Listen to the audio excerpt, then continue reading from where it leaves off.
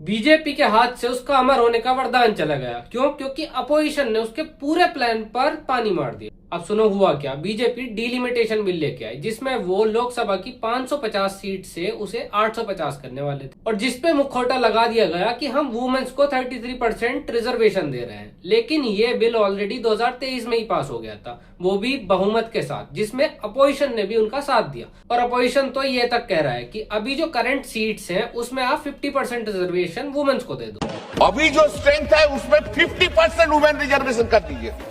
लेकिन नहीं, यहाँ पर बीजेपी की प्लानिंग फेल हो जाएगी, क्योंकि वो चाहते हैं कि डिलिमिटेशन के थ्रू नॉर्थ इंडियन स्टेट्स को ज्यादा सीट दे दी जाए। डिलिमिटेशन बिल पास हो जाता तो बीजेपी अपने लोकसभा इलेक्शन में अमर हो जाती। अब समझो इसको एक एग्जांपल से।